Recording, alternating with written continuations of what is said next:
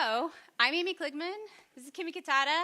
We are welcoming you to Charlotte Street. You are in Kansas City, Missouri. If you didn't know, this is Missouri. Welcome. Yeah! But also, if you go a couple of streets that way, you're in Kansas. So just pay attention to that. The rules are different there. Okay, so again, we are so excited to be hosting the MdW, it's called Midway, but I still call it MdW sometimes, the Midway Summit. This is the first time we're doing this way. You'll hear a little bit more about the history in a little bit. But again, yes, thank you for being here. Pat, there's another slide. Dun, da, da, da. In a minute.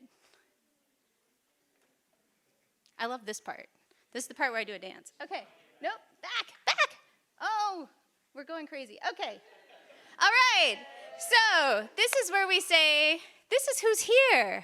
You guys, we are so excited and impressed with the list of people that applied to come to this and the people that are physically in this room right now. Hopefully you see yourself reflected up there. If you didn't, we missed something. We're sorry. And if we could, all of the MdW partners who helped plan this event, if you were a part of this, could you stand up right now and wave? I know you're going to hate me for making you do that. Or wave. Yeah.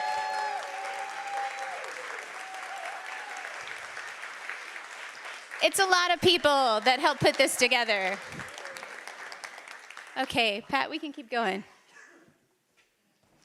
Okay, we start a lot of our programs here with our land acknowledgement. So Kansas City resides on land stolen by the U.S. government in 1825 through Session ID 123, a vast swath of territory that spans from Kansas City, Missouri to Tulsa, Oklahoma to Wichita, Kansas.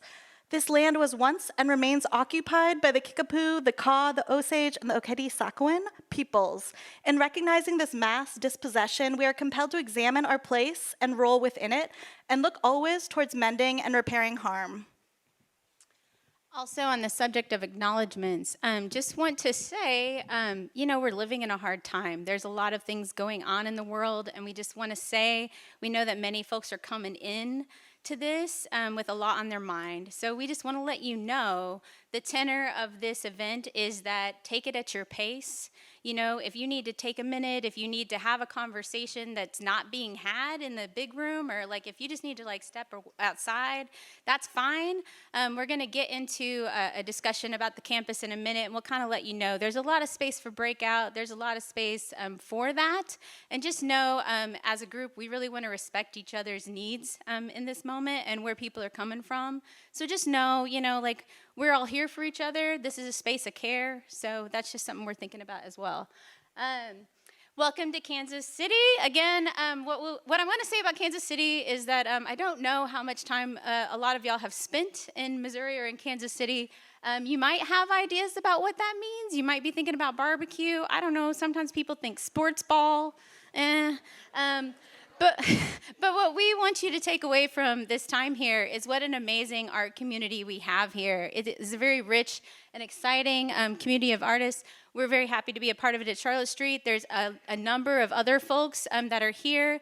There are a couple of pamphlets that are at the reception desk for off-site programs that you can participate in during the course of the week. A lot of artist spaces, artist-run spaces, the institutions and that.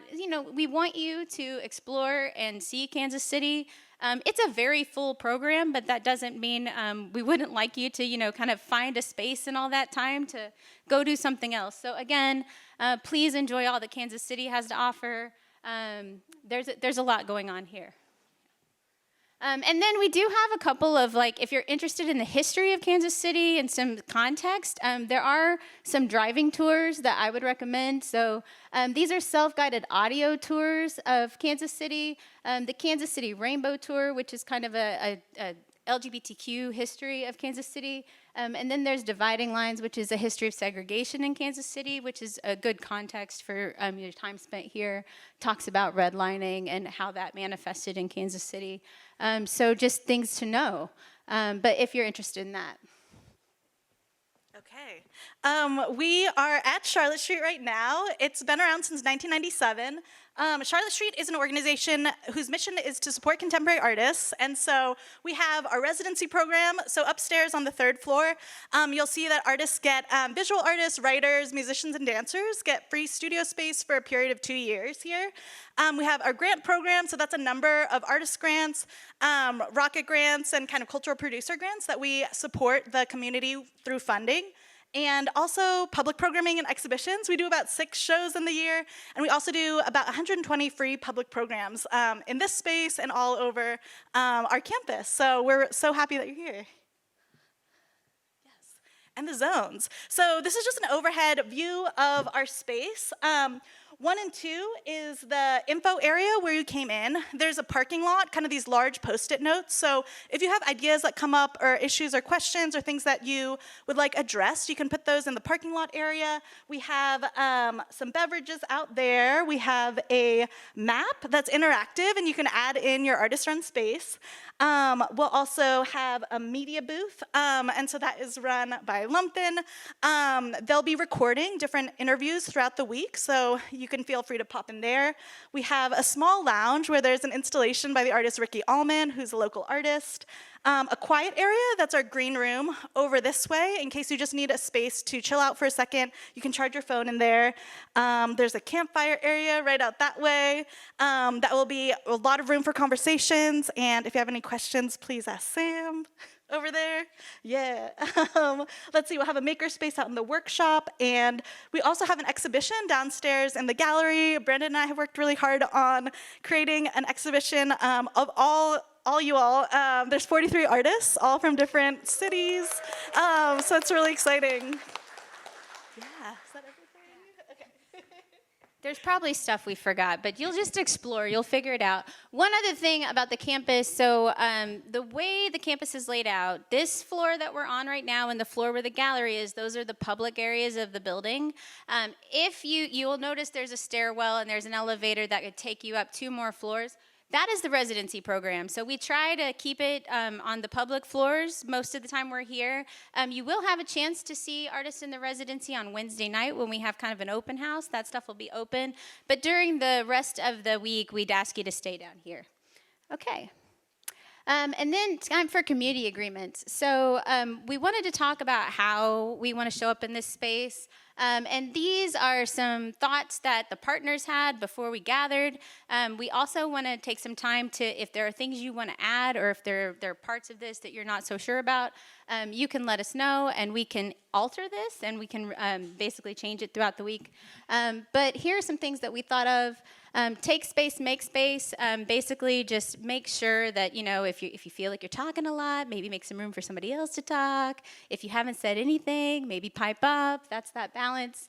Meet people where they are. Again, knowing people are coming from all kinds of different backgrounds, from all kinds of different moments. You don't know what that person went through today, so just keeping that in mind. Listen for understanding, not to respond, meaning listen to hear the things somebody is saying and then not be automatically figuring out the next thing you're going to say, which is, that's human nature, but we'll work against it.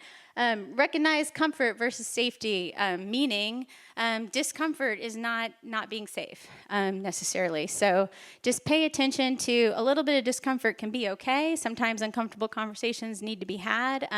If you are actually not in a safe place, let's address that, but pay attention to the difference. Mind your journey, meaning, let's pay attention to your own journey, your own things that you're hoping to get out of this week. Maybe try and focus on that. Let people have parallel paths. Somebody else wants to get something else out of this, that's okay. And then there's a wealth of collective knowledge in the room. I cannot even imagine what we know between us. And this is why we're here, and so excited to find that out. There's so much of this programming that really is going to lean into you contributing and sharing and coming up with what we're talking about. So really, please participate in that. Stories stay, lessons leave, meaning, if somebody's intimating something that it seems like it might be kind of confidential, maybe they're sharing some struggles they have with the board, maybe they're, don't go out and share that stuff, but take the lessons away, right? Honor your needs, step away when you want. We kind of talked about that a little bit already. Give grace and assume positive intent. Practice body autonomy. Please don't touch people unless they said to touch them. I don't know. Help us care for this shared space. This is a building that we worked really hard to make happen kind of recently. So, we just ask that while you're here, you respect it.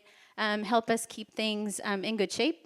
And this is a learning journey for us all, including all of us that have been running around and, doing the back end of this thing. So, keep that in mind. Help us learn forward. And again, thank you. Does anybody have anything they would like to add to this list or anything that they have questions about? I'll take hands if anybody has anything. Okay, we might do a quick thumbs up if you feel like you could commit to this. All right, hooray! Okay, thank you. Okay, and now I think Brandon is gonna take us through some history about Midway. We're really excited to hear a little bit more about that. It'll take us a little bit of a minute to switch gears here. But thank you again, everybody, so much. Again, Amy, Kimmy, we're from Charlotte Street. There's a lot of Charlotte Street people around. We can help you. And also, in general, if you're looking for people who are helping to plan this, and if you have questions in that, on our tags, we have a little bit of color around the tag. If you want to just kind of wrangle us down and be like, hey, I need to charge my phone. Where do I go? Okay, I'm going to step that way.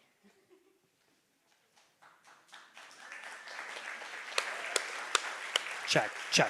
April is the cruelest month. Okay, so I'm Brandon. I'm part of Midway. I've been part of Midway since inception in different forms in the exhibitions and etc. So I'm very humbled to be here and present the history, my butchered internet archive searching, web searches. So bear with me. It might be a lot of years that we're going through. So I'll try to do my best to stay on track. And we have some moments where people will be able to, be acknowledged and also maybe correct me. So, anyways, so this is a timeline. What I could pull together. These are all the events and different things that have occurred during the, decade plus of activity of Midway. So it's morphed and changed and evolved over the course of the year. So I'll be going through a little bit of these. So the precursors, NAAO, which was 1982, Alternative Spaces in Chicago, 1984, MCA Chicago, curated by Lynn Warren, and that was Chicago-based artist-run spaces and things like that. And it used to be called Alternative Spaces, but talking to Peter Taub from Randolph Street, he was like, we're changing that to, because what's the alternative? This is like the main thing we want to do. So from there, and Stray Show, early 2000s, and that was a show I was in early on, and it was an attempt to have an alternative type fair, but we'll get into that. So Version Festival was in early 2000s to present. We had Version Fest. Do we have Version Fest? Where's Nick? Anyways. So we had Version Fest. I think this summer was a mini Version Fest, so we'll talk about that. And Info Expo was in mid 2000s to early 2010s, and that was Daniel Tucker, who's in East Coast, and he is from Organize Your Own and Unfurlings and a number of other social engaged initiatives. So here, what happened to my? Okay, so let's see. National Association of Artists was an art service organization based in Washington, D.C. from 1982 to early 2000s. NAAO represented a variety of artists, arts institutions, and arts organizations, including those working in experimental, interdisciplinary, and emerging art. The NAAO was a catalyst in the Supreme Court case National Endowment for the Arts versus Finley, which led to the National Campaign for Freedom of Expression. The NAAO became dominant in the early 2000s, which led to the formation of Commonfield. Alternative Spaces History in Chicago at the MCA was the first comprehensive documentation of a vital history of art in Chicago, the role and contribution of many artists founded cooperatives and galleries that have enlivened the city's art scene. Without such venues, a great deal of new and innovative art might never have come to the attention of the Chicago community, and indeed the community at large, as considerable number of local, national, and internationally renowned artists were introduced to through alternative spaces. Stray Show spotlighted in the late 90s resurgence of alternative art spaces in Chicago and expanded to feature emerging curators, artists, magazines, and collectives nationwide. Organized by Thomas Blackman of Art Chicago fame, and if you know, Art Chicago was the precursor to the art fair art fair hysteria that we have now with Art Basel. So Art Chicago was kind of like the original OG art fair, and which now we have a different version of that, which is someone else, Tony Carmen, who does Expo. The Stray Show broke from traditional art fairs by offering equal opportunities, uniform booths, and lighting at a flat $300 fee, treating magazines and galleries with equal importance. The egalitarian approach underscored the fluid, multifaceted roles within contemporary art, blending commercial viability with the freedom central to alternative art practices. So Version Fest is an annual artist-run arts and music festival centered in the Bridgeport neighborhood of Chicago and held in alternative spaces in various Chicago neighborhoods. For the past 2 decades, Version Fest has introduced innovative projects that tackle local, social, and urban issues. The festival highlights projects and people that engage public interest and promote the cultural use of public space. Info Expo brings together art groups and community orgs together to exchange information, ideas, as well as provide a public platform for each group to present themselves. It's a trade show for experimental art, emerging spaces, and radical exchange. It's our version of what art fair can be. The Info Expo always took place as a platform during a Version Fest. So here are some of the images. So you have a NAO logo there, alternative spaces in Chicago, and there's also a publication, I forgot to bring mine, but you can find it online or buy one. So that was a Stray Show. It was kind of in a warehouse, a number of booths, kind of traditional. You have Version Fest flyer and Info Expo booths, and on the right there was something we had which was called Art War, and we stormed the Art Chicago Art Fair, and we launched, there was a catapult that launched teddy bears and other stuffed animals into the area of the art fair, and this was an artist, it's unidentified, and they brought this guillotine, so yeah. So this is the original Spring Midway Fair. It was at April 23rd in 2011. The organizers were Public Media Institute, where I'm at, and a number of us. Roots and Culture, Gallery in Chicago, Three Walls, and Document, all in Chicago. And that was in the Geo Lofts, which is this building here, which is in Bridgeport neighborhood of Chicago. So the original language had Midway Fair was aimed to highlight the diversity, strength, and vision of the people, places making it happen in the art ecology of our region, and is a manifestation of the collective spirit behind the region's most innovative visual cultural organizers, focusing on the breadth of work done here by artists and arts facilitators alike. So Ed Marczewski, writing for Midway in 2022, who is not here with us today, unfortunately, you'll see him on Wednesday. The first Midway Fair was an important intersection that helped us retool our dissent and reactivate our mission. It was also a series of art exhibitions and conferences that took place in Chicago from 2011 and 2012, bringing artist-run spaces, organizations, and groups together over a weekend to share their work and ideas. It's launched during our annual Version Fest Convergence platform that promoted art and activism in all forms. Okay, so you want to take it away? Yeah. Hi, everybody. My name's Abby Satinsky. I am the organizer of the Hand and Glove Conference in 2011. And I'm here from Boston, but I lived in Chicago for a long time. So I was asked to talk a little bit about some of our organizing principles when we started this stuff back then, and maybe a little bit about some lessons that we learned in forming Common Field. So on the top right is a book called Phone Book. I started working on it in its 3rd edition. It was a print piece that cataloged artist-run spaces across the country, and we expanded it to include like resources that we could share with each other. I started a project in Chicago called Sunday Soup, which was a micro-granting program that a lot of other folks took on and started their own community meals to raise funds for artist projects.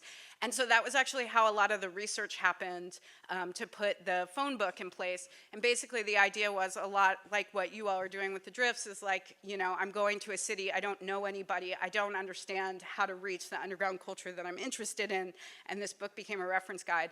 And so out of that we decided to start a conference because we just felt like we really needed to see each other. And I think also we were trying to interrupt this idea that everybody needed to build an institution, everybody needed to become a nonprofit, and we felt as if there were other models that are possible out there. I mean, it's like 2008, it's like the financial crisis, it's just a really different moment of both like hope and disappointment. So, I think we really needed to gather in that moment and as part of the Midway Fair to say, here we are, we're looking at each other, what can we build together? And that in turn became kind of a lot of other people gathered around that because there was a number of organizations that were being funded by the Warhol Foundation, and we felt like, well, we're getting all these resources from our funders that are telling us how to build up our capacity or whatever, but we're not able to share that out amongst a group of peers. And so let's start an organization that will go to different cities and we'll do these conferences and it'll be locally organized. And so then people can tell us about they'll tell each other about their local conditions. And so then we can like really have more of a conversation about what it is that we need. Are there other slides? Yeah. Okay. So this is the slide. There is Sam from the second one that we did in Minneapolis. You know, I think one of the things that is interesting about Common Field is that we were really trying to understand a longer social history of artist-run space organizing. So Brandon mentioned the National Association of Artists Organizations, which kind of came out of NEA funding that started funding alternative spaces in the 1970s. And then in the 1980s, it was like, let's start this sort of nonprofit association. And over time they formalized, they created all these directories themselves, and we were like, how do we connect with an older generation of these folks that don't have archives, that are not written about in art history? Where are they, and how can we talk to them? And so that was sort of part of building that organization. One of the things that was kind of interesting about it is like, so NAO really went into demise because they threw a lot of their funding behind the NEA4. And so they kind of ran out of money, and then basically NAO, who are the NEA4. So the NEA4 were a group of 4 artists that were being funded through the NEA, and they were charged with obscenity.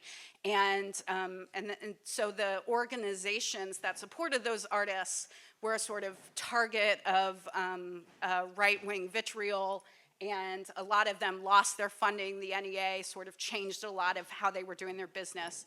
So that NAO was like a huge advocate in this space. When we started Common Field, they said to us, do not do advocacy. You will fall apart. It will tear you apart. And I think that actually was really difficult advice that we internalized wrong, which is that we just sort of were like, okay, we're just here. We're just going to network. We're just going to see each other. And we didn't figure out our political analysis. And we didn't figure out what it was that we wanted to do together. And let's slide again. Okay. So, and we were also replicating a lot of like white dominant nonprofit practices in our organizing. And so over time, I left Common Field like about 2 years in, but it went to a bunch of different cities. It meant to, have these like local organizers that would welcome people to their city. And then I think there was a lot of problems because there was still this central organizing body that was the authority. And so I think that we didn't figure out the decentralization, we didn't figure out our political analysis, and we didn't really like truly unpack and learn from our history. So I'm really excited to be here in the space with you all and be in a continual space of learning and to understand what it means to do this in our social emergency right now, and thankful to be here.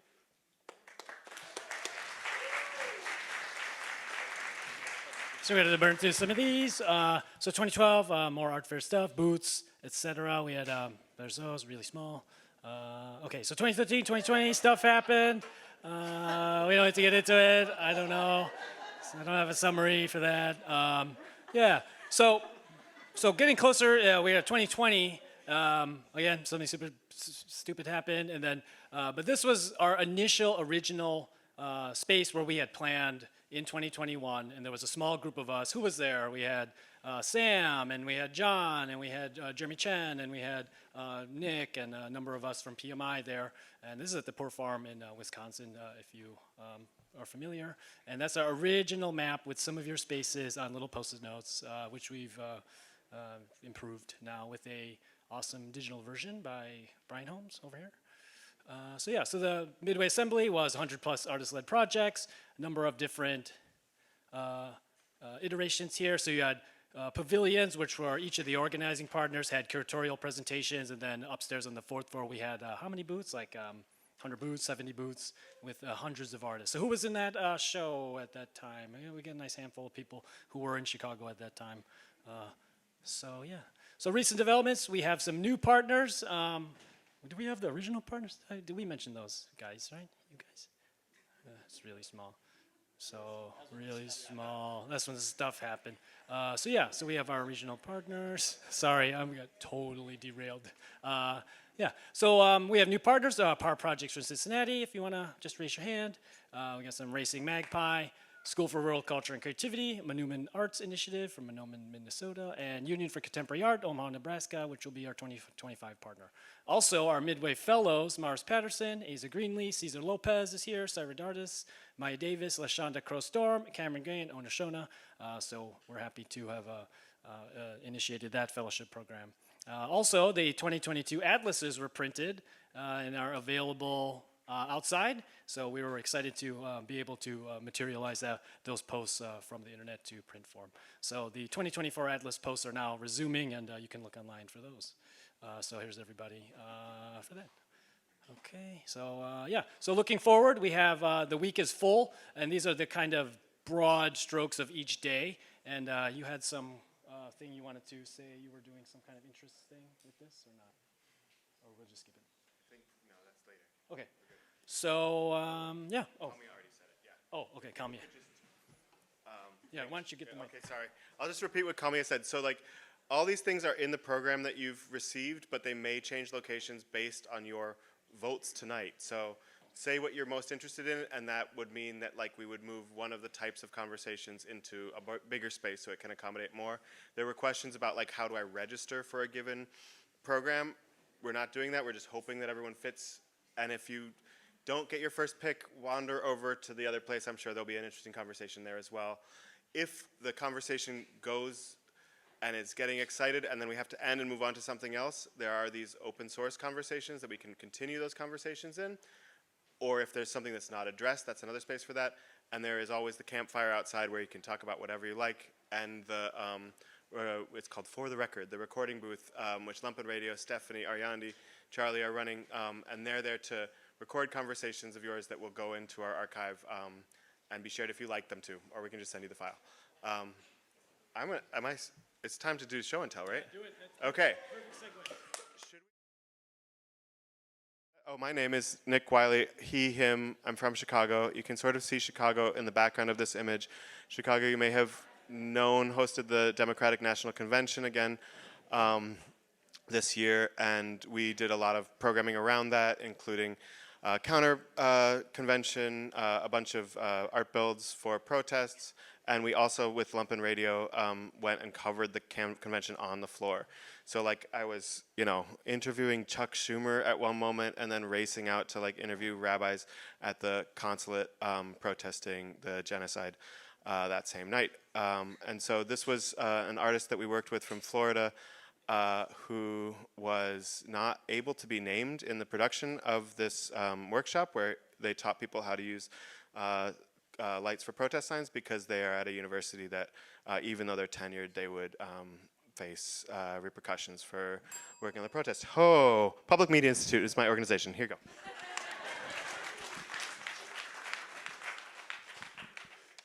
All right, I am going next. So I am Amanda Mira, the Development and Marketing Director here at Charlotte Street, she, her pronouns. I also run our community garden, which is upstairs here at Charlotte Street, just outside the residency studios. We grow vegetables, and we have a dye garden as well. I try to do a lot of pollinator plants and heirloom variety vegetables. We have a groundhog. Her name is Charlotte. She is an agent of chaos. She looks cute, but she's not. She's evil. I really love talking about the ethics around fundraising, and so I'm very excited about conversations this week. I don't like fundraising, but I like talking about fundraising with other people who have to do it. So thank you.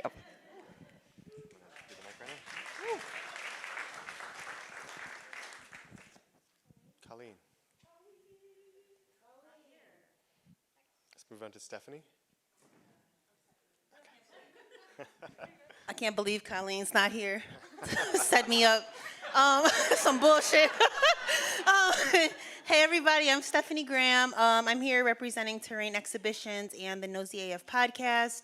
My art practice is mostly lens-based around photography, film, around race, social class subcultures, and I try to have sense of humor to it. Terrain is a DIY public art festival. We just try to place artworks within like porches, front lawns, things like that. And then Nosy AF is basically really focused on talking to different artists and filmmakers, archiving their voice so that, you know, if we search you on YouTube to learn more about you, we can find you. And that's it. How'd I do? Thank you.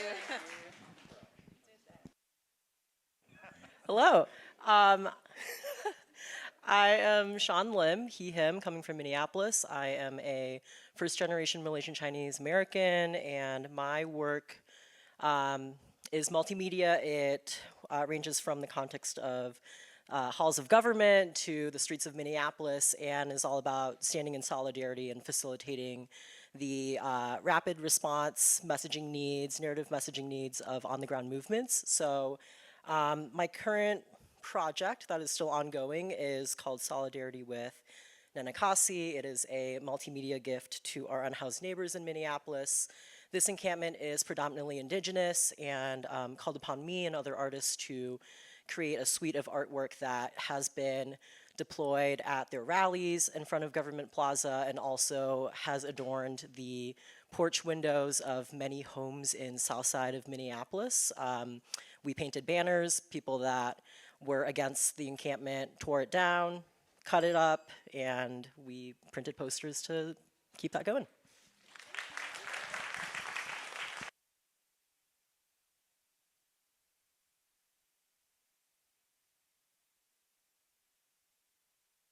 I just lost like 5 seconds. My name is S.Y. I work at Public Media Institute. I'm one of the organizers among lots of people.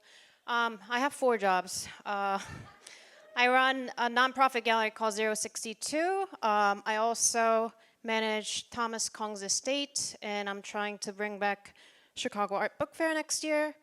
I am interested in archiving artists' works and publications.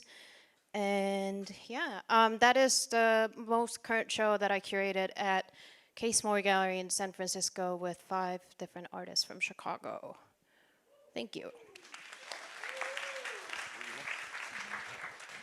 Hi, everybody. My name is Risa Paleo, she, her. I'm an independent curator, and I'm showing you a slide from one of my most recent projects.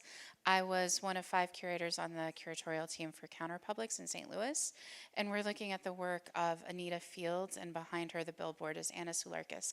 But I actually want to point your attention to that mound in the back. That's Sugarloaf Mound. It's one of the last native.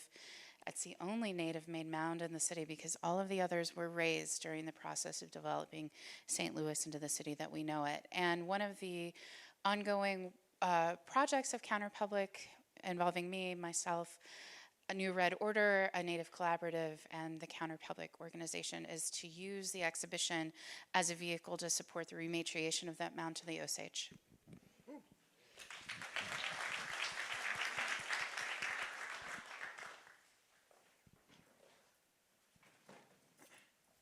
Hi, everybody. My name is Caleb Taylor. I'm from Kansas City, Missouri. And what you're looking at is a slide from a project that I presented here at Charlotte Street a year and a half ago. It's called Sightseeing. Sightseeing is a multidisciplinary project examining an iterative idea of site response and site specificity. It featured 10 artists from Portland, LA, Kansas City, Chicago, and New York. And I'm here with you all because I'm interested in the idea of site specificity as a larger conversation. If you're interested in seeing part of this exhibition, it's still on the exterior of the building today. Thank you.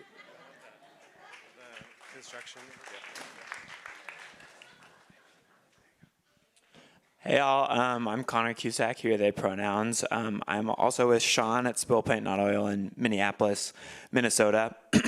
And this is a photo of our studio. We are a site where we bring community in to make banners, screen print, you know, get really messy with paper mache, and create art that then goes out into the public at rallies, at protests, or to raise money or awareness around local movements. And for me, I think I get a lot of joy from the act of doing that placemaking collectively and in a decentralized fashion. And sort of this idea of like placemaking at the end of the world is something that really draws me into this work. And we do a lot of stuff that we love to take credit for, which my friend Lewis will talk a little bit more about. But we also love to provide a space and tools and resources for people to do things that we don't really want to take credit for or we don't want to know about. So yeah.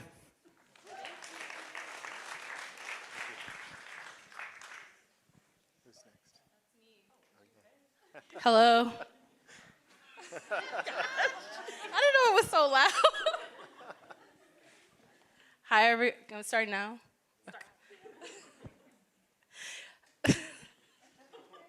Hi, everyone. My name is Yashida Davalos. I'm the curatorial fellow here at the Charlotte Street Foundation. I go by Yashi. I moved here about a year ago from New Orleans. I've been based all of my 20s pretty much between Atlanta, where I'm from, Savannah, and New Orleans. But I came here for the curatorial fellowship. So this is a photo that is from the most recent exhibition that we just took down. But all the works were exploring liminal space in allegorical reference to the '96 Olympics in Atlanta. I'm also an art writer and a lens-based artist. And has it been a minute yet? 20 seconds. YASH.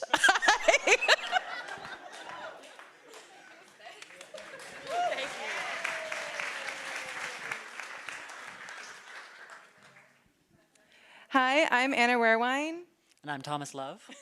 We're Stopgap Projects. We're from Columbia, Missouri. 3 years. We started with a 6-month lease, and we weren't sure how long it was going to last, but here we are. This is our show from September and October, featuring Kristen Sanders and David Sprecher. Kristen's from Minneapolis, and David is from Chicago. We curated this show together. Yeah, there was a show that fell through, and we were able to organize this really quickly because we work as a collective, and we're essentially, Anna chose one artist, I chose one artist. We got into a good dialogue. We brought the two artists to Columbia, to this small town, and all got into the room together and made this show happen. And it was really beautiful to see all the unexpected congruencies between their work. I was telling Thomas that I think I'll always remember this show as the one where we spent 2 days moving styrofoam around like it was the most important thing in the entire world. Yeah.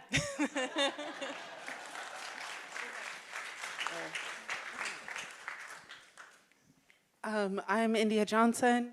And I'm Aiden Bettine. Together we work as Late Night Copies Press. We do a few things. We have a publishing program. A lot of our zines are about queer archives in the upper Midwest. We also provide equipment access out of our home at this moment, and in 2025, in January, we're opening a new space called the Workshop for Independent Publishing.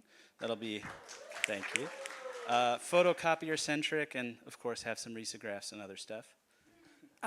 For the last couple of years, we've been organizing a queer and trans zine fest in Minneapolis. This year, our friend Zach Frazier from Astor Press here in Kansas City joined us as a co-organizer. We're just excited to be here. Yeah, that's a picture from our Zine Fest this year. Yeah.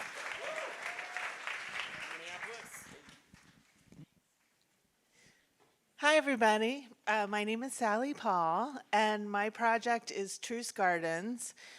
We're located here in Kansas City. I'm an East Coast transplant. My background is in museum education, community, and access. And this was a pandemic project, so we opened in 2020, and we host and curate group exhibitions of local artists, Midwest artists, and national artists. This was a panel discussion we had for an exhibition called Pollinating Visions. We have a show opening this Thursday that I co-curated with Stopgap Projects called Karaoke Night, and it's 13 Midwest connected artists that we asked to make a piece in response to the idea of karaoke. And then we will also have karaoke. Hope you can make it.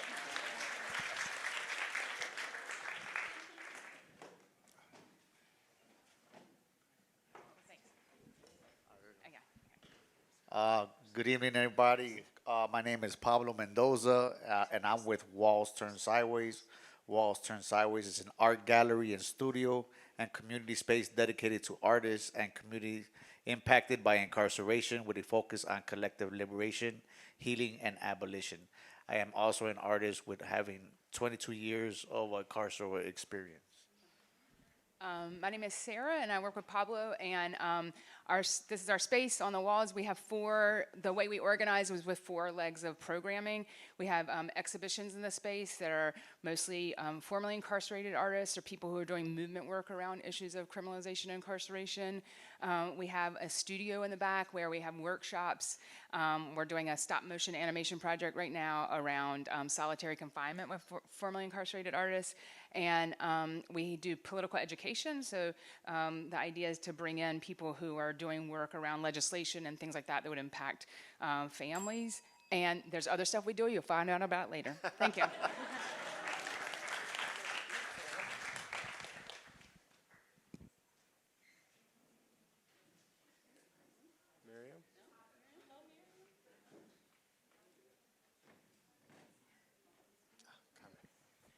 Hey everybody, I'm Carmen. This is one moment in time at Atansic Center for Healing and Creative Leadership. This is our gallery, OXO. It's sited in a 2-car garage. Our space is a residential home that was slated for demolition in the Buckeye Shaker neighborhood of Cleveland, Ohio. This is our 6th exhibition that we had of Amos Paul Kennedy Jr., who's a Detroit-based printmaker. This show was entitled Printing the Truth, How Trans Is You? 2,000 prints of 20 trans and two-spirit people of color from all over the world who submitted quotes to Amos. And the exhibition was a giveaway. So anyone who came to the exhibition could remove a print from the wall. The work of Amos in Cleveland, Cleveland is the place where his practice started, and the Cleveland Museum of Art bought a full set of these prints. Wow. Thank you, everybody.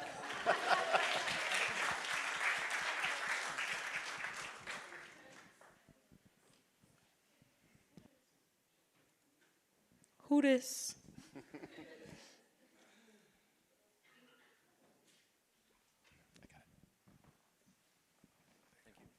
Hi, my name is Alex Braidwood. I'm the director of the Artist in Residence program at Iowa Lakeside Lab. Iowa Lakeside Lab, thank you. Iowa Lakeside Lab is a biological field research station that was formed in the early 1900s. And the residency program was started about 12 years ago. We invite artists from all over the country, but also all over the world, to come and embed with the research that's going on there, the field study classes that are there. And we're really interested in artists that are working at this intersection of art, science, and nature, and doing it in new and compelling ways, because engaging the community around the lake's environment is a big push of what the lab works to do. And so I'm also really interested in working at that space, but how place can become a big influence on the type of work that people make, including unique resources like what happens at this research station.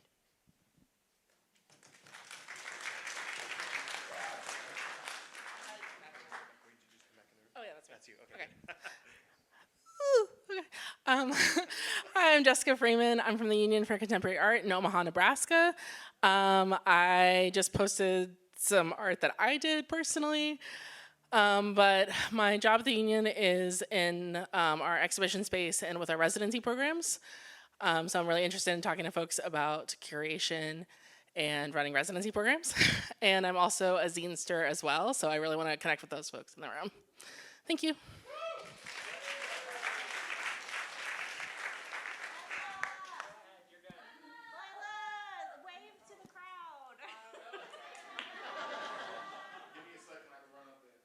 We'll come back to you, Lila. Go ahead, Chandler. Yeah. But we'll do one in between. We'll come back. Okay.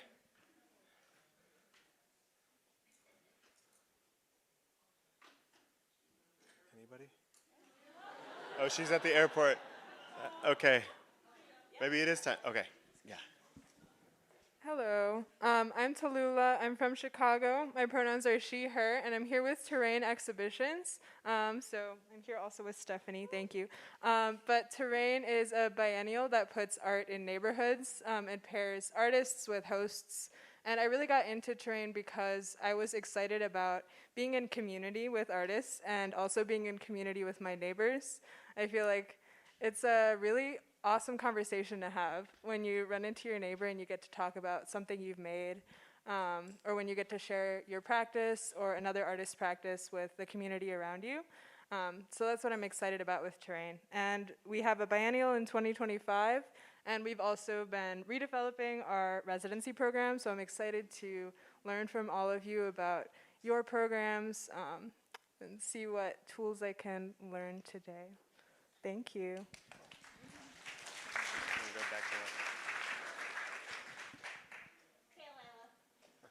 Hi, I'm up here.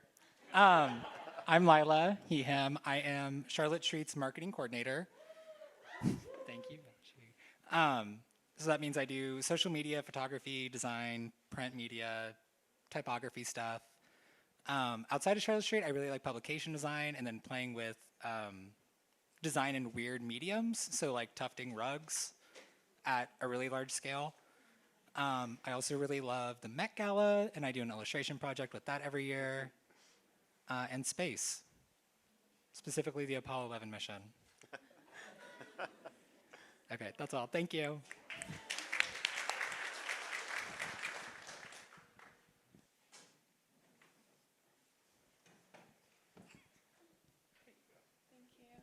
Hi, I'm Claire. I do the Iowa City Video Zine. It's a program operating out of Public Space One's Media Arts Co-op. We offer equipment access, studio space, community in a collaborative bi-monthly episode with an emphasis on experimental video. This is a slide from an intuitive filmmaking workshop that I do with Public Space One, and some of these images are videos from videos that I make. And then I also operate an underground third space called Mary's Underground and make videos with my friends.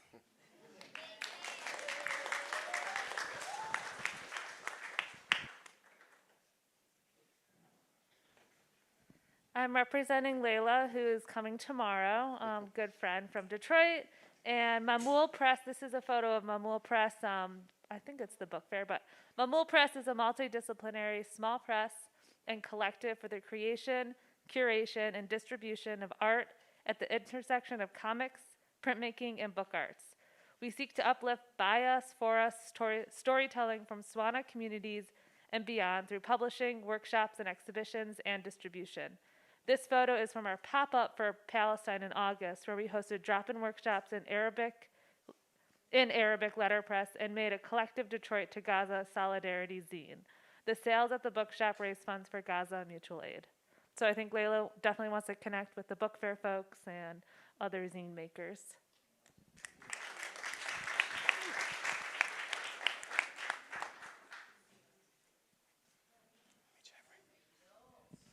Hello, I'm Rachel Boozy, she, they.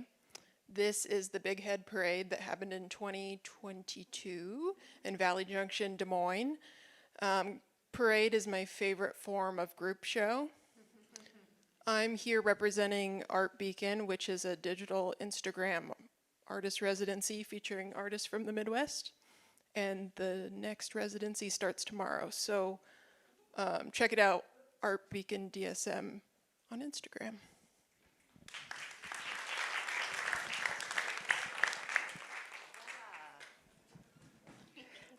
Hi, I'm Claire Pentecost, and I'm here with Brian Holmes. We are from Watershed Art and Ecology in Chicago, and we have a space. You're looking at it, if you do turn your head and look at it, and that is A.J. McLennan, a performance artist, doing a very powerful performance of crawling across the floor playing a harmonica. And it's just one of our performance nights. We have exhibits, lectures, film screenings. What we have, our big asset is the space. And we also have a residency because we have an apartment in this space. Brian Holmes is the person who made the map out there, the interactive map. We're both artists and we have our own practices. And before Wednesday, call your senators and tell them to vote against sending any more offensive arms to Israel. It's, I know we're maybe not supposed to do advocacy, or maybe we are.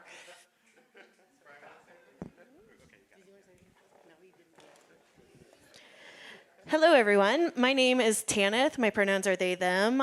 This is my domestic gallery space that I run here in Kansas City. This is my current show called Coming Home, which has become more and more important, I think, as time has moved on.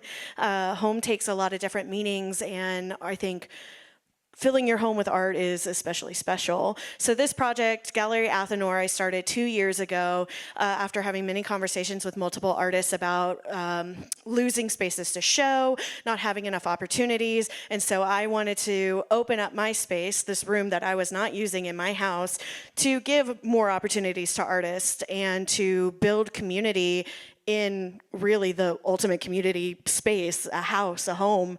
And so I have 3 shows a year that I use to uplift and showcase Kansas City artists. And I work with people all throughout their careers, whether they're a hobbyist or they're very well known and very infamous in our community.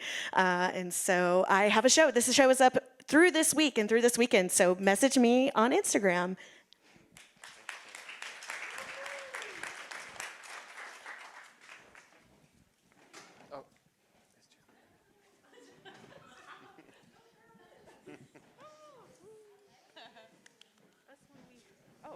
Hey divas. I'm Bree Robinson, and I'm here with Candace Sanders, and we are Within Digital. Within Digital is a digital respite engaging Black artists, creatives, and the art curious in curated conversations about art, the creative process, and being Black on the internet in the 21st century. Period.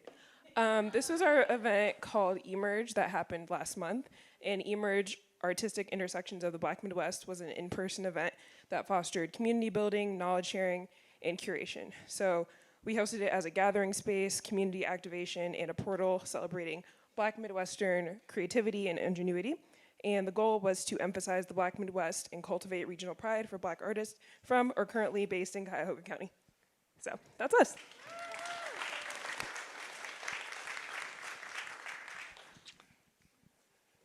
Hi there. My name is Mark, and I'm a longtime professor at a community college here in suburban Kansas City, Johnson County Community College. And I live with my family in Lawrence, Kansas, about 40 miles west of here. And earlier this year, I moved my studio from my home to the West Bottoms area here of Kansas City, found myself with a little extra space, and decided to create a little studio gallery called 3 West. I made the gallery without figuring out how I was going to program the space. And so I think what happened for me was I had a bunch of former students that were, maybe they passed through my classes at some point and they were out there in the world making some really great stuff, but they hadn't really shown. And so I've created a series of solo exhibitions. I'm giving some folks that are underrepresented or have not had chances to have solo exhibitions or solo exhibitions in Kansas City, chances to have a show. I just opened we just opened the 3rd show in the space this last Friday. Leon Jones, he's doing a talk on Saturday.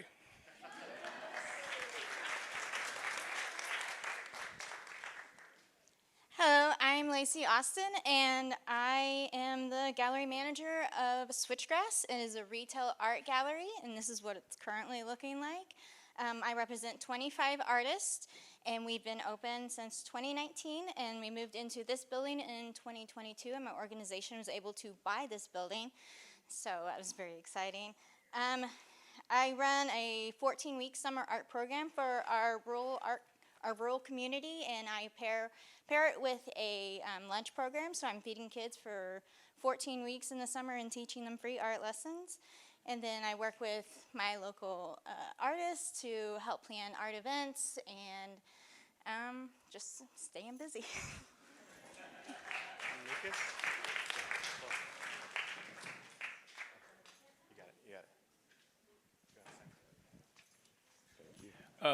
Hello. We are Confluence, an East Lake studio for community design. We're one of the Midway organizing partners, and we're from Minneapolis, Minnesota. These are the barricades of the former 3rd Precinct, in our neighborhood, which our neighbors and others stormed and burned on May 28th, 2020, and that was a momentous event. And yet, it's still barricaded. So this is a street side design charrette where we were getting neighbors to reimagine what the precinct could be or that building or site could be through a lens of care and support rather than social control and systemic violence, which is what we had experienced prior to the torching of the precinct. And his name is Sam Gould. And this is Dwaba Unanra. And Confluence is a community design studio, so we use arts as a way to spark public making and community engagement in urban planning and urban design. And critical thinking. And critical thinking. So that's about it. Thanks.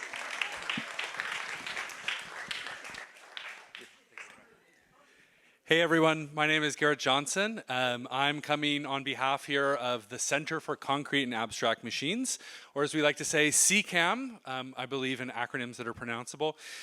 So this is actually a snapshot from our first big event, and it's actually a very bad photo, I'll admit it, but it's a very good photo because it encapsulates a lot of the things that we like to do. So we like to say that we're a center that's at the nexus of art, technology, and contemporary thought. And what that means is that we bring these things together to create spaces for people to make and think together. This event was called Future Rhythm Machines, which was based around Chicago house music. So this was actually at Watershed, which folks here will recognize. We had a panel of OGs from the Chicago house scene, as well as scholars who work on Chicago house music, to think about the dance floor as a site of collectivization for imagining sort of black queer futures. We designed synthesizers that people came together and learned and walked away with. And you can see actually, if you look very closely, that people are drawing together as well. Thank you.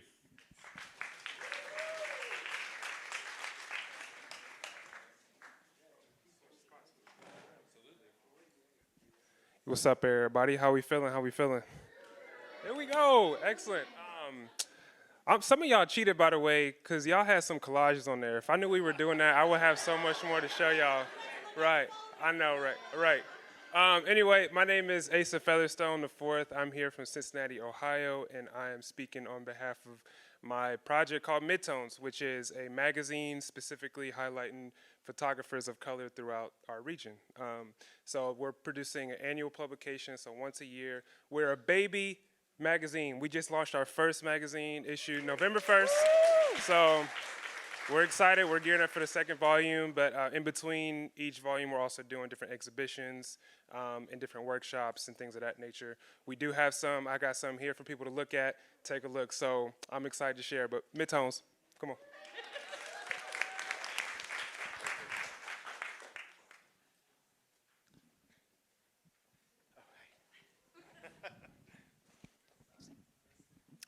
Matthew Regier. I'm a printmaker and vegetable farmer. This here is a project we started about 5 years ago called the School for Rural Culture and Creativity in Matthew Green, Kansas, which is deep in the Flint Hills, sometimes considered the last remnant of the tallgrass prairie.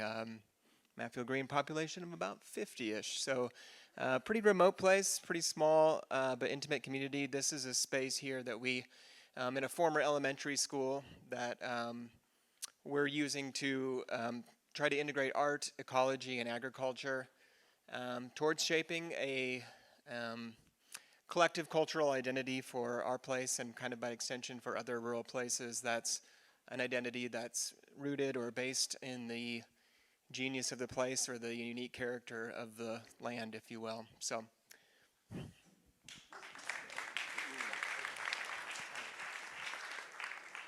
I'm presenting the work of Catherine Reinhardt, an Ames-based interdisciplinary artist. She makes fiber art, sculpture, and conducts socially engaged projects with abandoned textiles. These works center on themes of grief, labor, connection, and caregiving. Catherine is here representing her project, the Collective Mending Sessions, and she has a piece in the exhibit. She's also representing the Iowa Artist Mother Group she co-founded, which has an exhibit opening at Public Space 1 in Iowa City this spring.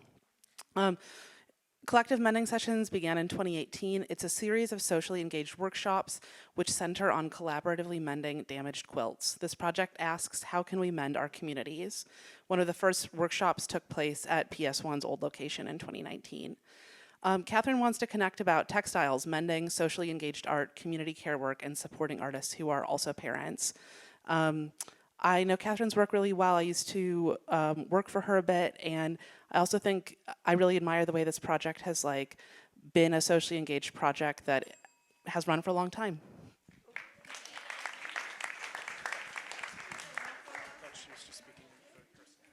Hi, my name is Maria Sabrino. I'm from Michigan, and I'm here with ojeada. Ojeada is a Spanish word for taking a quick glance, a second glance. So ojeada is a print publication, and my friends and I started it because we wanted to remember how even though the cities in Michigan, other post-industrial cities are constantly changing, buildings are torn down, buildings are decaying, new things are being built up, lands are in a constant state of like being destroyed and growing back.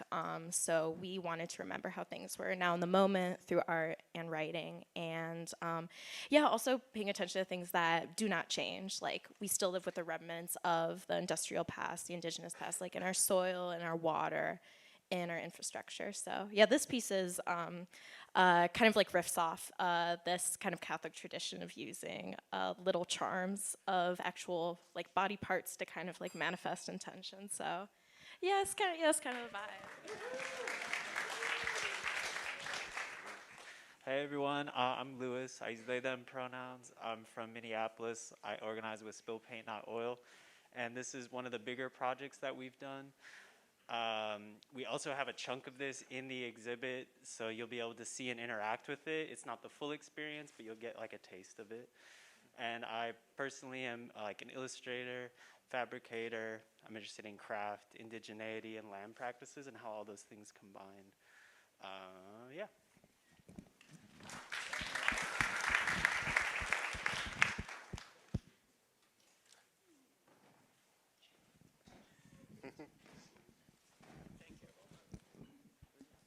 Hi, I'm Gordon Fung from Chicago. I'm a video and media artist and curator for Media Exhibition, and I'm bringing sense to the table. So this is an experimental theater group that we build community through decentralization, and then we usually have like more than 30 artists in this in an unconventional space to activate the whole space, and then we bring games, interactive arts, media tools to democratize the tools so that everyone could join the performance. And I work with a lot of first-time performer, and I also have a space called Neo Mediapolis in Mana Contemporary, which you saw in the photo before. And if you are interested in like doing satellite show with video, media art, just let me know. I could definitely put it up for you. Thank you.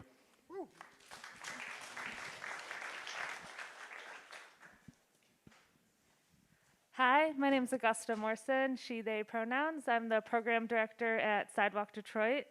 Our mission is to advance spatial equity through the lens of arts, culture, community design, community engagement, and I'm focusing on our artist residency program, and I have 3 different examples of the types of artwork that we're interested in doing and where we're moving forward with environmental justice, art and ecology, really thinking about what are the critical issues in Detroit and how our systems are impacting the people that are living in them and suffering, and how can we uplift those issues and address them through kind of critical change. So the pieces that we see on the left are, it's basically a large-scale air quality monitor. This is from an artist, Jordan Weber, that we worked with this past year and a half. That whole kind of team in the left-hand corner is kind of the production, and then we'll talk about the other ones later. But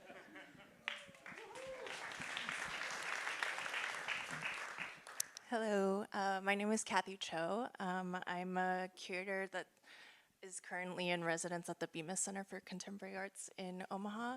I participated in the 2011, I think, or the 2012, I couldn't remember, but Midway Fair back in the day, and that was like sort of the beginning of my journey into the pipeline of like artist to artist-run space to curator.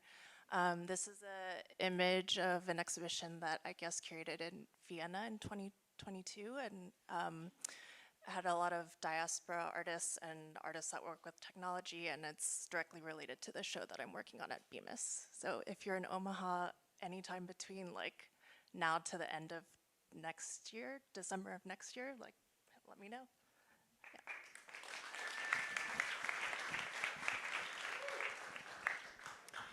Hi, my name is Brian Hitzelberger, and I'm here from Lafayette, Indiana. I'm representing the Weather Station.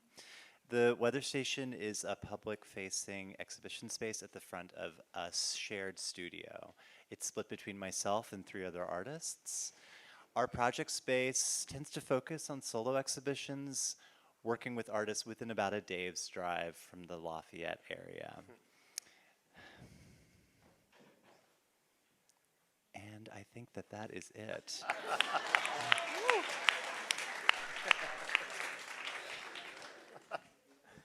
Hi, I'm Cheryl Gale, and I'm a mixed media visual artist.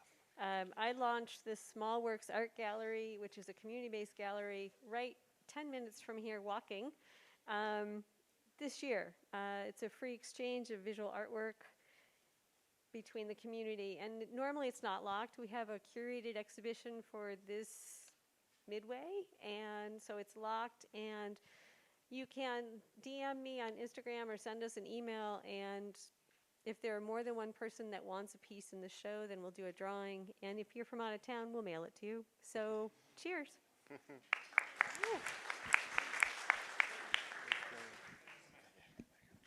Hi, I'm Brandon Alvandia, he, his, him, and this is my project for the first Midway 2011.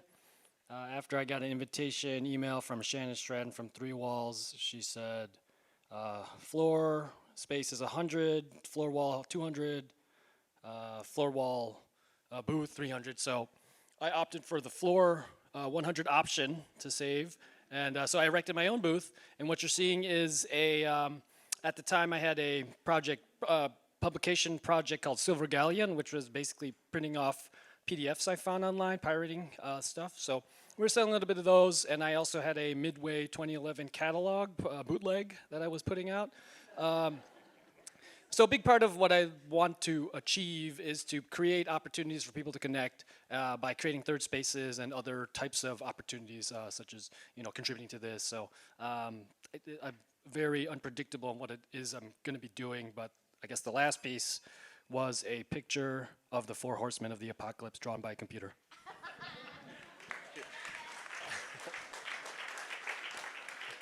Hello, I'm Johnny from Iowa City. Public Space 1 is the art space that me and a bunch of other people run, that runs out of the 2, 3, 4 buildings that are on the lower part of this slide here. We do so many things that I'm not going to get into, but if you're in Iowa City, come see us. We like to talk to people like you all.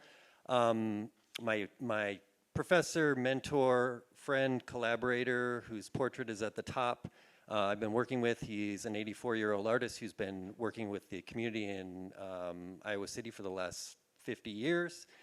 So we're having a lot of conversations about what happens to stuff when you pass, and working on a project about surviving traces and what it means to honor people's legacies, especially when they're part of a community that's been a major part of a community like ours for a long time. Hi, I'm Erica Nelson. I live in Lucas, Kansas, population 360. And I'm most known for the world's largest collection of the world's smallest versions of the world's largest things housed in the Roadside Sideshow Expo. But I'm not here to talk about that because directly across the street, I bought the Old City Library, and it's become an archive space, but also a guerrilla public art space. So I do a series of free poetry zines. Whenever there's a newspaper vending machine out front, it's either a free zine or a free book of poetry. And now that it's wintertime, those windows end up being backlit in the evening. So I'm starting an art history education for rural Kansas in those front windows just through backlit.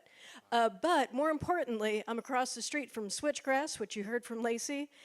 Downtown Lucas is now 70% owned or controlled by artists. either with public-facing spaces, private studio spaces, or nonprofit spaces for the public. I'm just going to note that we are just past halfway, so we're getting through it, but I don't want it to end.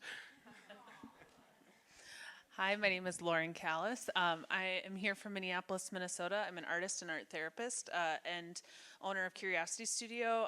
We've been around for about 5 years and started as a way to respond to the overdiagnosing and insurance tomfoolery that prevents people from having access to art in a community space, with the goal of using it as a tool for mental health support and wellness.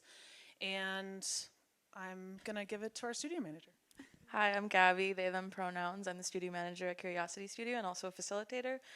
So a lot of our programming looks like classes, drop-in offerings, and also community partnerships with local schools and community organizations. And then we also have a small gallery in the space that we use to try to activate a third space. Yeah.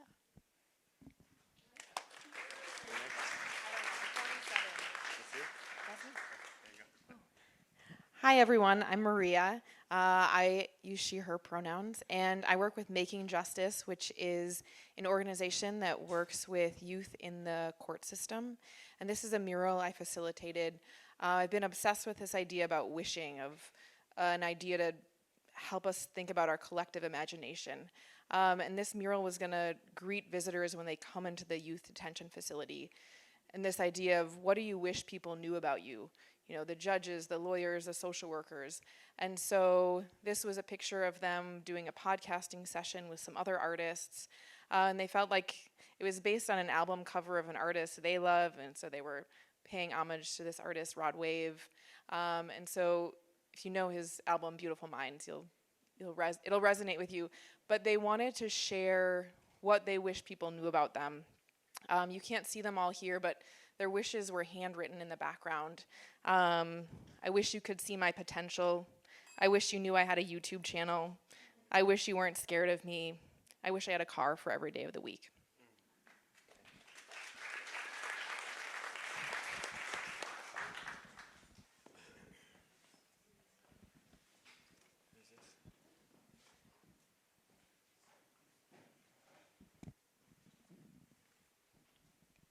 Hey everyone, my name is Jair. I am a Chicano artist and educator from a tiny town in West Michigan.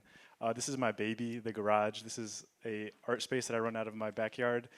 We do gallery events, and we're also transitioning into becoming an artist-run educational center. We're really inspired by the ideas of Bruce High Quality Foundation, Mountain School of the Arts, International School of the Arts, based out of San Francisco. We are looking to eventually make it through the winter somehow.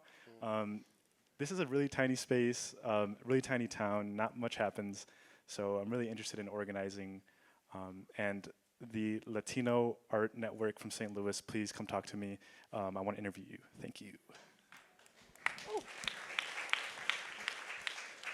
Hi, I'm Richard Newman. I use he and they pronouns. I am with Playhouse Laboratories in Detroit, Michigan. And we are a neighborhood-embedded, artist-run organization supporting artistic training, experimentation, and collaboration in the performing arts.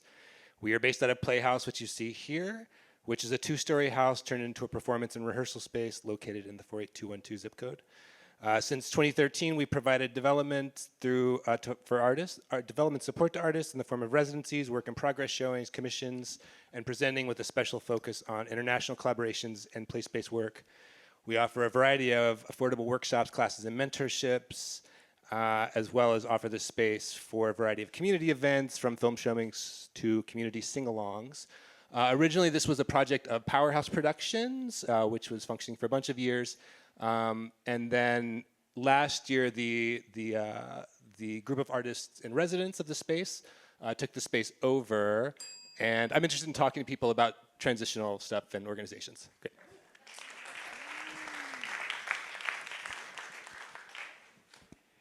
Hey y'all, I'm Joe Acree, he, him. I'm from Milwaukee, Wisconsin. I'm here with the Grilled Cheese Grant, We are an artist-organized re-granting project that was born in 2016 through a series of private art school students realizing that the institutions and state don't have much funding for arts in the state. And so we figured what better way than to fund it ourselves. We are working on our 10th year in 2025, along with an anthology book with interviews, history of Milwaukee's DIY art scene, and I'm also a lead designer and grant writer and whatever else is needed for Cactus Plus, a new performing arts and music nonprofit, which is going to be starting a remote residency program in January of next year. If anybody knows anything about remote residencies, let me know. Yeah, I like to party. Okay.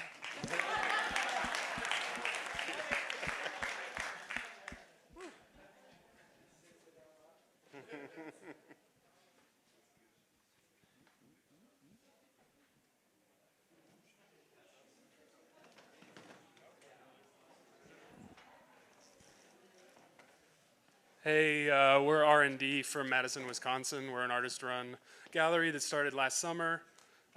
We realized that our garage next to our apartment was not being used, so we started using it. Cleaned it up, put in some lights, and now we bribe the people to not park their cars there when we're exhibiting. My name's Abby, she, her. I'm Austin, he, him. Sorry, I didn't do that. That's it, yeah.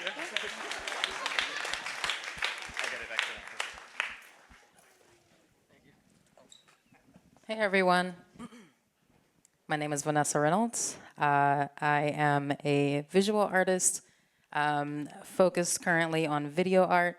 This is a piece from 2020. I'm also a musician and a tattoo artist. I'm also a program coordinator with Bulk Space Media Lab based in Detroit, and I'm gonna do the definition so that I don't miss a thing. Bulk Space Media Lab is an accessible laboratory that encourages engagement and media and tech through the arts. Local communities have access to computers, cameras, audio equipment, and software that is required for artists to realize tech-based projects. So, yeah. Oh, pronouns she, they. Hey, I'm Kimi Kitata. I am here at Charlotte Street as the gallery and programs manager, so I work on a lot of the exhibitions here, as well as public programs like a guest curator series, art writing intensive, that type of thing. This is a show that I had worked on a couple months ago called Ways of Listening. It was an exhibition all about sound and silence, and really inspired by the practice of Pauline Oliveros and deep listening practices. So that's what I have been thinking about lately. Yeah, thank you all.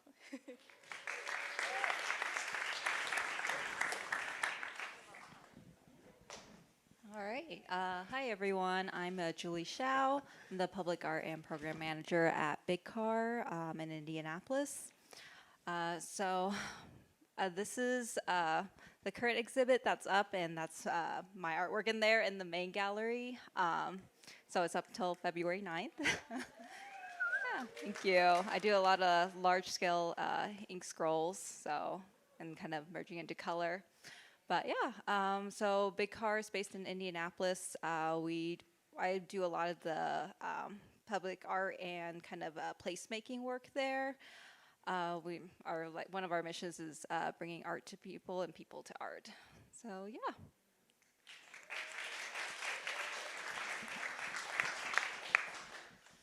Hello, my name is Maya Davis. I am from Detroit, I'm representing Communities Medicine, a small org out of Detroit, Michigan, that I started with my partner, Syra Dardis, as a way to bring early Detroit educators into a space to celebrate them.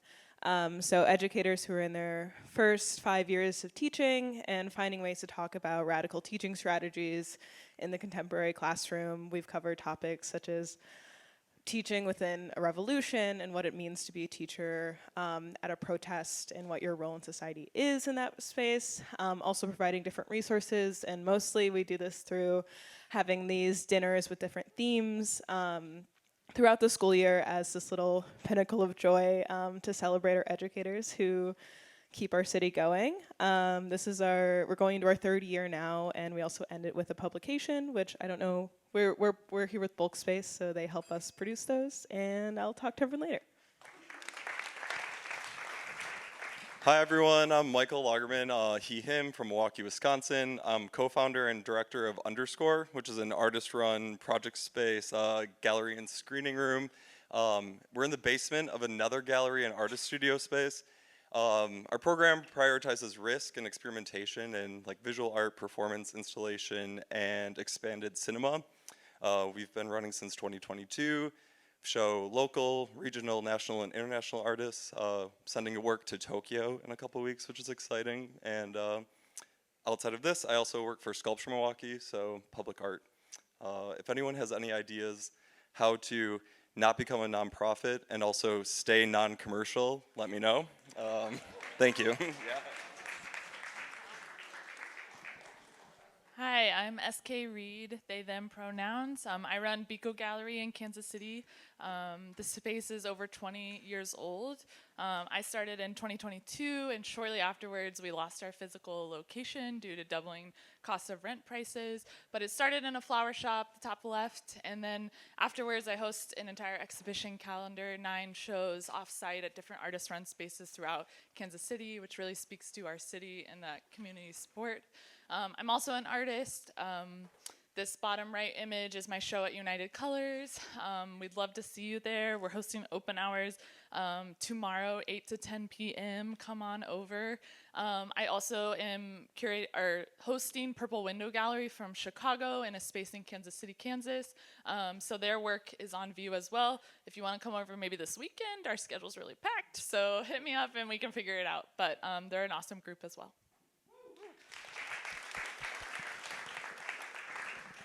Hi, I'm Sylvia Thomas from Indianapolis, Indiana. I'm with Big Car, as Julie was mentioning earlier. I'm a poet, musician. I work with the Looper station, Looper Pedal. And then, yeah, I'm one of the artists and public life residents at Big Car in Indianapolis. So there's 18 houses in the neighborhood where they've made for artists to live in and be part of the community, integrate, and contribute to the community as well. I am currently on a hiatus performing right now. I'm gonna go to Germany next summer and spend in Berlin. So if you have any recommendations, let me know. Thanks.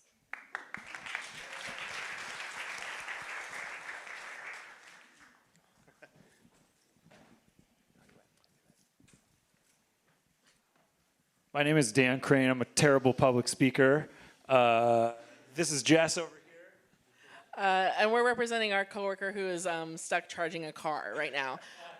For Union for Contemporary Art, this is some images from our youth program. We have this program where we do mentoring young artists, where we teach young people how to be teaching artists and have a sustainable art practice in our community. This is a project that they did where they created a free little art gallery in a food pantry in a local park in our neighborhood. And we're in Omaha. Come visit us. We also like to party.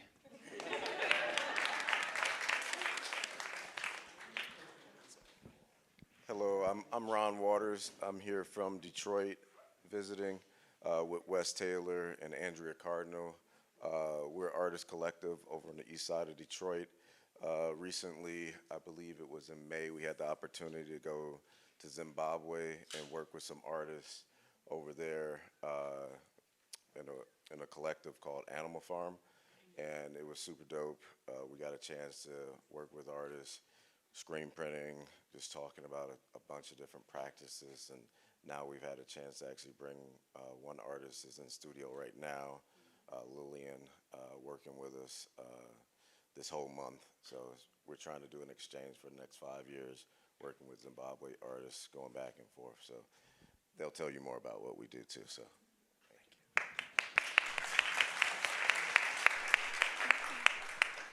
I'm LaShonda Crow-Storm, also with Big Car, Indianapolis, Indiana. I'm a social practice artist, and I work at the intersection of racial violence and how do we find ways to heal our communities.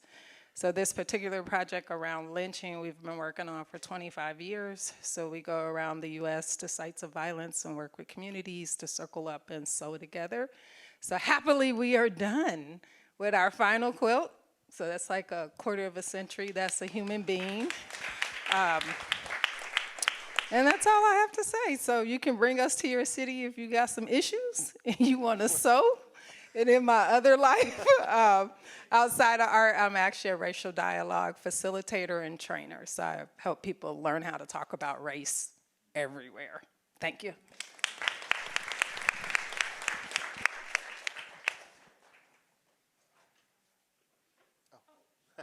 Hi, it's me. Hi. Hi, I'm Anaya Butler. I'm the exhibitions manager for Public Media Institute, but I'm also the founder and, I guess, director of the Community Revitalization and Art Development Lab, or CRADLE, because that's easier. We are a really new project, and we are trying to really get into mutual aid now. We started as an initiative to bring accessible art to a city called Robbins, Illinois, which is like a historical black town in Illinois. And it's a town I grew up in that was essentially bought out by white greed, and it used to be a haven for people during the first and second Great Migration. But now it's kind of just poop, unfortunately. I grew up there, so I can say that, but yeah, so our primary focus is just making arts accessible and, again, just mutual aid. This is from Posters for Progress. So it's an art build where we made posters for Palestine, and we have tote bags that Ariane Luna made, and they're for sale. Thank you.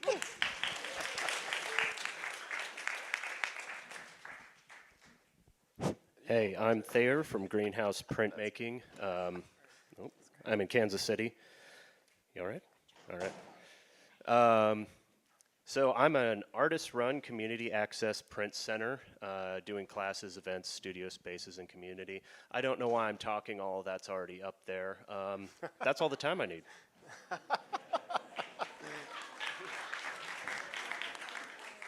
Hi, I'm Kimberly Kester from Iowa City, Iowa. I'm an artist activist, and my work is to engage with other people and create spaces for them to engage. I go by art gardener for public space for the last 5 years. And here, you're seeing a piece of the driveway between two of our buildings, and I've transformed it to the artist courtyard. And I work and live outside, changing spaces. I've co-owned a feminist sex shop in Iowa City, and used to have a theater company and coffee shop. But all of those models are activist run, and they're really to get to know other people. And that's why I put myself out there in the meet and the greet, because I'm just super intrigued to get to always hear other artists' stories and see their studio spaces and why they're doing what they're doing.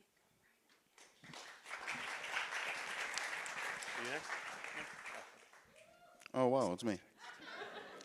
What's good, everybody? I'm Chandler Martin. I am the facilities manager here at Charlotte Street and a local Kansas City ceramic artist.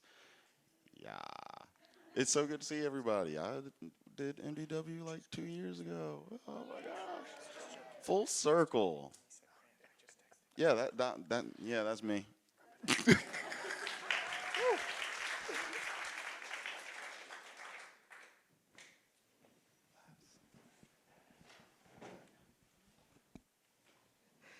Buju anabe indigenicas kawa baba ganaka gandunjaba manomananda Dakota oyate nish manaduag manoman giji wikamig. My name is Jan Severson, or Anabe. I'm a stand-up activist, writer, artist, community engagement specialist for Indian country in northwestern Minnesota, and I'm on the board of the Monument Arts Initiative. Miigwech, you.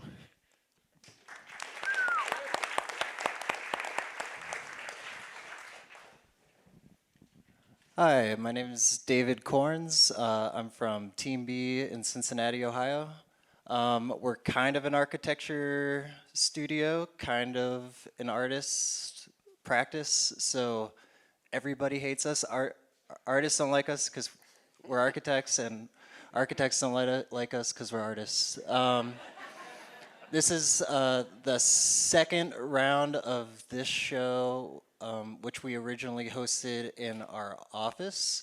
So our office doubles as a gallery sometimes, and we had 40 architects, fringe architects, from grad students to professors to people that used to be architects and no longer are, show rejected work, and we try to bring architecture to the general public. And then we had a second run of this at The Ohio State University's Knowlton School of Architecture, and the dean called us pointless emoji architects. So.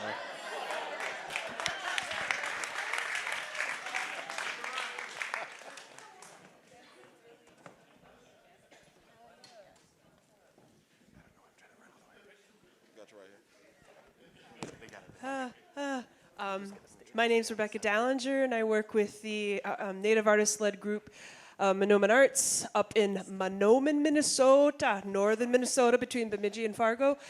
This is the before and after pictures. We are a group that is newly formed, a collective that has become, I'm sorry folks, a nonprofit recently. But that's our first public space, which is the grain mill and back, with our sidewalk poetry from artist Karen Goulet. The murals are done by youth in our community with Native artists of the White Earth Nation. And we're just all about creating creative spaces in a town of 1,200 people, in a county of 5,000, and making it happen in multiple ways, because creativity is for everybody and art should be the center of all our spaces. Thank you. Hi, I'm Nolan Treadway, and he, him. I'm from Lincoln, Nebraska. I'm here for Tugboat Gallery. We're a space in downtown Lincoln. We've been a non-commercial, no-commission gallery for 16 years, and it's just 4 of us that help run it, Peggy Gomez, Tuan Vuong, myself, and Keith Boswell. So we've worked with about 600 artists and community organizations, local playwrights. We've put on plays, and we'll do experimental music festivals. This picture, however, is from our thing we've started doing in the last few years called Porch Art Palooza, where we bring, we have 60 artists on 40 porches in the neighborhood we live in, which is kind of one of those neighborhoods that doesn't often get to decide what happens to it. And so we decided to show what was already there by bringing some artists outside and to each other. Started as Lincoln Bicycle Art Tour, but now.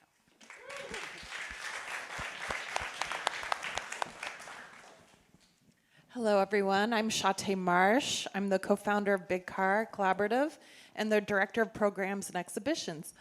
This is Brutus, and he's one of our art chickens. We have 25, and we have 4 galleries as well. And people love the art, but they especially love the chickens. And I've raised them since they were 2 days old, and they live in a chicken palace. And if you want to know what a chicken palace looks like, you'll just have to come see us.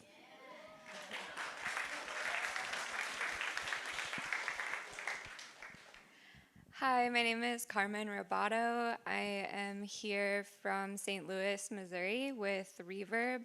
We just finished our first year of programming and an exhibition at a World War II era concrete bunker in Eureka, Missouri.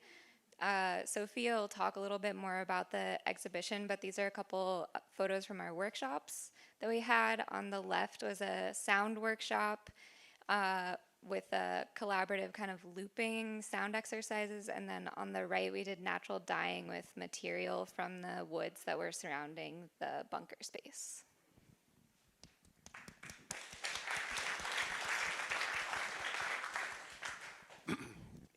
Hi, I'm Joe Allen, he, him. I'm from, I work in Mahnomen, Minnesota, founding board member, Mahnomen Arts Initiative. I'm a photographer, this is my work here. And my day job is director of the Gajigan Arts Incubator in Mahnomen. It's a project of the White Earth Tribe's Economic Development Division. I'm contracted by the tribe to run, and it's a space for artists to create, exhibit, teach, and sell their work. This is the man on the left is one of my incubits. He's currently McKnight Fiber Artist 2024, so he's teaching blanket making in our space here. And another thing that side hustle I started a few years ago is Anamiki Print Club.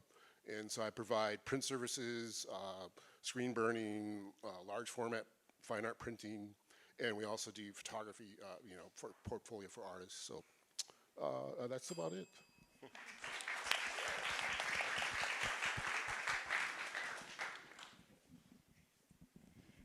Hey everyone, I am Andrea Cardinal, and I'm also a member of the Talking Dolls Artist and Community Space in Detroit, Michigan. I'm going to talk a little bit about what we do in this space. So we have about 7,000 square feet of light industrial space on the east side of Detroit. We have a gallery space in the front where we host exhibitions that supports our incubator residency program. So we're in our 13th year of hosting residents in the space. They spend about 4 months with us, and then we give them a solo show in the gallery. So that takes up most of our calendar throughout the year. And then we also host a number of workshops, banner, poster making, that supports direct actions for causes that are important to our community members.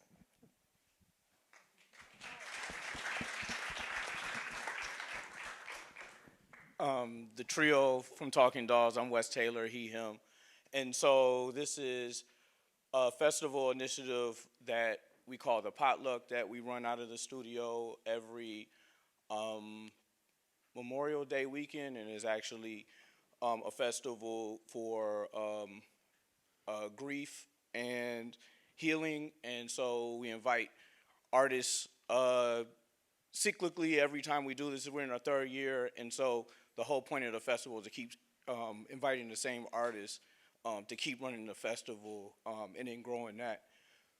And then we do this in collectively with Constance Patton and her sister Kendra Patton, the Patton sisters, who are Detroit natives that have moved away, and then they've come back to help us run this this festival. And to say, Andrea said you said 7,000 square feet? Oh, you're right. We're now 9,000 square feet and growing to 20,000 square feet.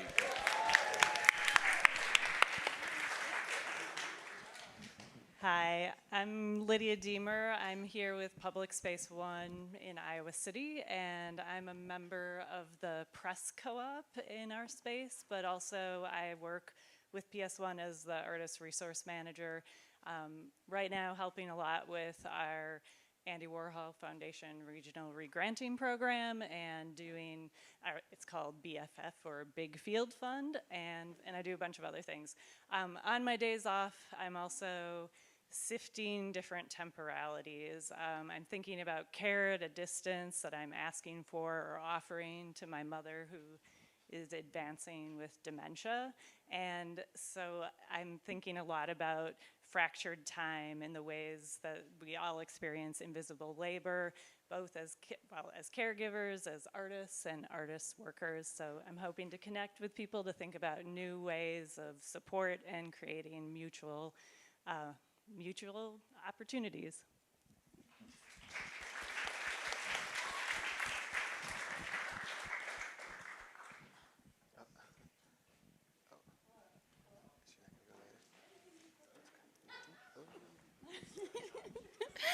Hi, my name is Jess Ali. I'm co-director of Bulk Space. I'm an independent curator, and I'm really interested in place and site-specific works, site-responsive works. And so this is an installation photo of an exhibition that we did at the Bulk Media Lab before it became the Bulk Media Lab, and it's called Moral Material. And yeah, I'm really excited to see what we can continue to do with the Media Lab and the ways that we can grow and continue to provide opportunities for marginalized artists. And I would love for anybody who's interested in coming to Detroit to submit a program proposal if you're interested.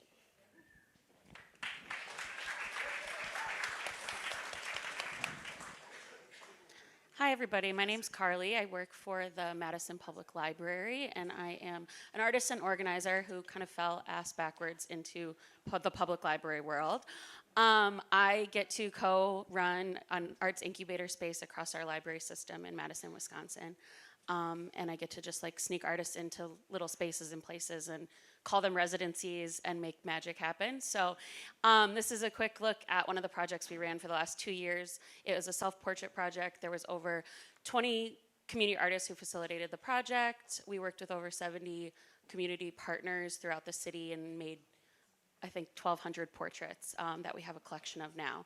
And so that was one example, but we do all sorts of exhibitions and residencies in our libraries and out in our community. Try to just like get taxpayer money back to artists and make it seem like that was the plan all along, you know?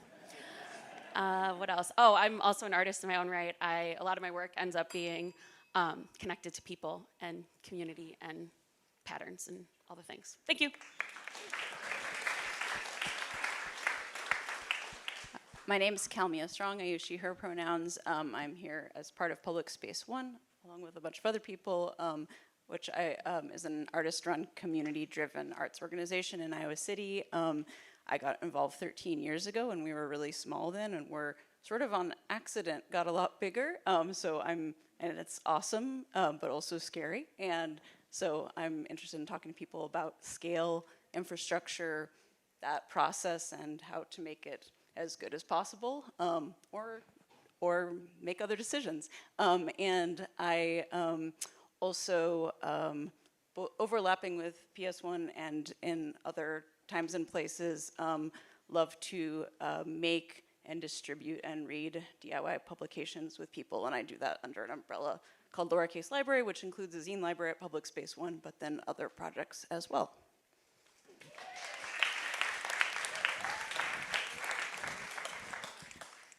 Hi, my name is Dalen Eads, but I go by Day, and I am an abstract artist. I kind of wish I would have understood the assignment a little bit better, because I do other things as well. But this is a painting from my first solo show, which was in January.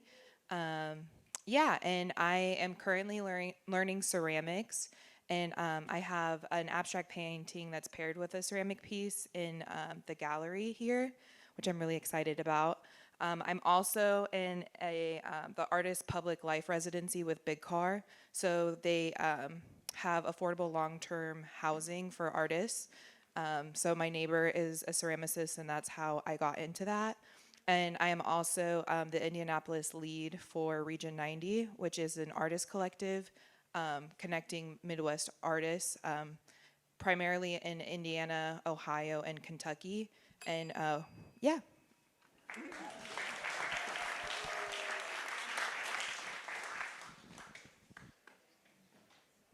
Yeah, we're good? Okay. Hi, my name is Sophia Hatzikos. I use she, her pronouns. St. Louis, Missouri. I'm a sculptor and also this is my first year art organizing with my partner Carmen. This is Reverb. This is our exhibition Yard Through that featured Aaron Johnston and Layla Zuby. This is the inside of the bunker that we use for our exhibition space. It's about 3,000 square feet. And the door is behind it. And we're really interested in site responsive and site specific works in less conventional, untraditional white walled spaces. Thanks.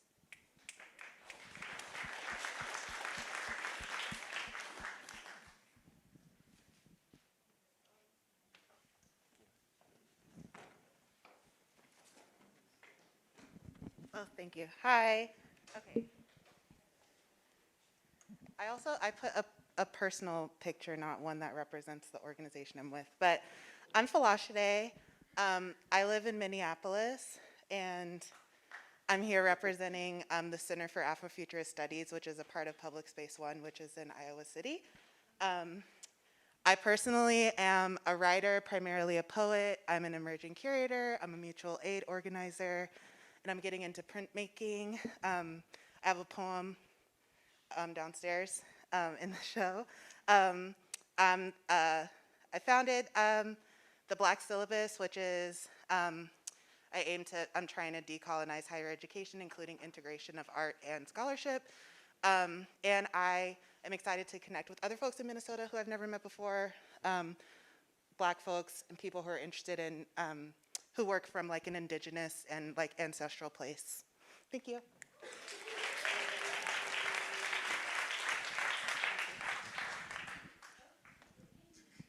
Hi, I'm still Amy Kligman. That bottom photo is what this building used to look like. So, hooray! It isn't like that anymore.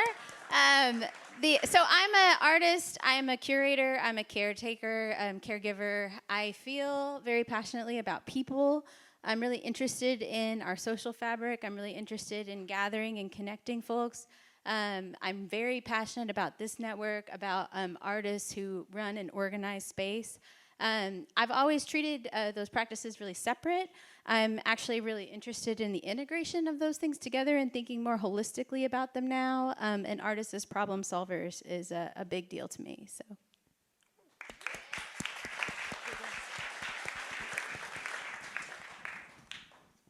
Hi. My name's TJ Turner. I use he, him pronouns. I'm a descendant of the White Earth Nation. I'm based in Minneapolis, but I'm here with the MdW Arts Initiative. My background is commercial photography, video, progressively website work, then a little social media work, some art direction. Kind of stumbled into a little bit of everything. But I'm here with MdW Arts Initiative. I do some work with Joe as well on Anamiki Print Club. Kind of helping artists who are looking to sell artwork, whether it's shirts, prints, all those things, but kind of pushing higher quality production work on artists who maybe traditionally come from the cheapest means of reproduction is the quickest means of reproduction for work. So kind of bringing more quality to work, but also I do a lot of documentation of artwork for artists to be able to do that. I do some social media management for MAI. I do some website work for that, and check out all the stuff because they do some really sweet things. Okay. Hello, everyone. My name is Kalaya Mallory. I guess I should start by saying that I came to art through photography. In 2010, I went to a really expensive art school that I will never pay off my debt from. But that really broke open my world. It introduced me to critical thinking and dissent in art. And that then translated into writing and research, which then led to starting my own project space called Third Room in 2017. That was based out of Portland, Oregon, based around the concept of a third place, which many have brought up today. So I'm really excited that people are still exploring that. And if you want to talk about that, I'd love to talk about the trials and tribulations that come with that work. And then that led me to the Luminary, which I am so proud to steward today, based out of St. Louis, Missouri. The Luminary is an artist-run organization. We've been around for 17 years. 10 years ago this year, a bunch of artists actually fundraised and volunteered to build out this building. And we have residencies, exhibitions, and programs, and this is Su Shin's work that's up right now.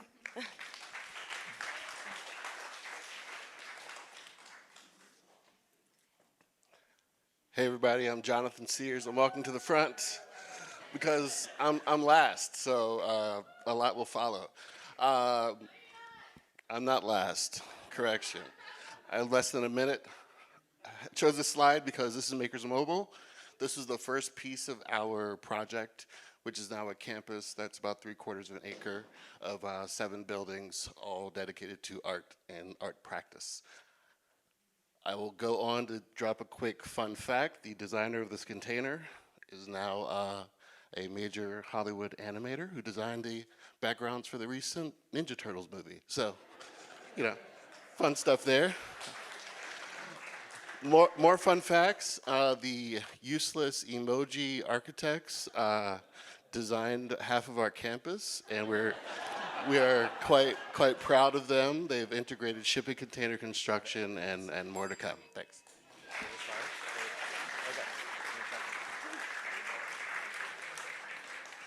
Okay, so this slide is for a lot of people, So we're going to ask if people want to introduce themselves and have not spoken yet or submitted a slide, that you come this way, and we'll just go down the line. Maybe stand up if you're one of those people. Or maybe you none of the, oh, okay, it's just wisdom. Okay. Are you sure? Nobody else? Okay, wisdom, thank you. All right. There was a slide, but I'll be the slide. My name is Wisdom Beatty. I am from the south side of Chicago. I run an organization called Wild Yams, Black Mothers Artist Residency. And we're an artist residency that advocates for what? Black mothers. Why? Because, we are definitely at the totem pole, at the bottom of the totem pole for resources and access. Motherhood and caretaking is at the helm of what I do. I'm also a mother and an artist myself. I essentially built the thing that I needed in grad school when I was an artist and a mother. We have our 5th cohort now, and we have a studio space. I would love for everybody to come and check us out. Sometimes I don't follow instructions, and that's why I'm everyone else.